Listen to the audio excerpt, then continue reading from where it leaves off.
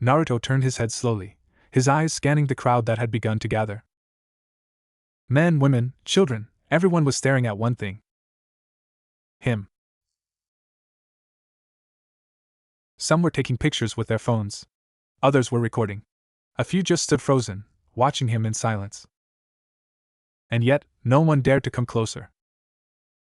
Naruto couldn't blame them. After all, looking at the wreckage around the street, the demonic-like look of the armor, and the body of Dosa lying motionless nearby. Yeah, he'd be scared too. Hell, he probably would be pointing his gun at him. Then, out of nowhere, a small girl with heterochromia broke free from the grasp of an older woman beside her. Asami-chan, no! The woman called out, reaching for the child as she ran forward. The girl paused just a few feet from Naruto, looking at him for a moment with wide, curious eyes. Then she gave him a small, polite bow. Arigato gozaimasu, Asami said softly, her eyes looking at the floor. For saving us from the monster. Asami Koizumi had been doing errands with her mother when they end up stuck on a store during the fight. When the damage blocked the exits, it was only worse when that monster pointed that arm thing to them. In that moment, her mother grabbed her to shield them from the attack, expecting the worst. And then that robot saved them from that attack and the monster. A part of her wondered if this is how little girls in America felt when they saw Superman or Wonder Woman for the first time. Naruto then extended his wings and looked at the little girl. He then crouched down and gently patted her head, much to the little girl's joy as she slowly looked up Do Tashmashite. He softly before propelling himself up in the sky, disappearing out of everyone's sight. After the fight, Naruto flew for a while before deactivating his armor in a quiet alley to rest. I didn't think you were capable of killing someone, the scarab said, causing Naruto's eyebrow to twitch in irritation. Don't say it like it's something to be proud of. Ow wow, Naruto grunted, leaning back against the wall in pain. It's not like that guy gave me much of a choice anyway. Naruto took zero pride in killing Dosu. In fact, if his stomach hadn't been completely empty, he was 100% sure he would have puked all over the place. He had seen dead bodies before, disgusting ones so mangled it was hard to believe they had ever been human. And yet this was so much worse. The only reason he didn't break down or completely lose it was because, in the end, he did it to make sure Dosu couldn't kill anyone ever again, and the fact that he always told himself that if it needs to he will take a life. Although if Naruto ever felt joy over doing something like this, that would seriously worry him. What kind of psychopath goes around the world killing people like an executioner, and taking pride of ending someone's life? UK London. Meanwhile, in England, the telepath Manchester Black and his team, the elite, sneezed, feeling like someone was talking about them, only to quickly brush it off and move on. Still feel like shit, though, thought Naruto before deciding to change the subject for his own peace of mind. I'm sorry I couldn't keep my part of the deal. Part of the deal Naruto made with the scarab to give him the power to save Ino was that he was going to help him get revenge on the people who experimented on him. Naruto wanted to interrogate Dosu for any leads on them. With him being dead, that idea is now useless. So now what? Asked the scarab, unsure of how to react. This was the first time in all his memory that somebody ever apologized. It felt nice. Like he wasn't just some object. Who knows? Responded Naruto. Dosu is dead, and according to him at least his two minions were dead. They have zero leads. We are back to square one, said Naruto, inspecting his wounds and bruises.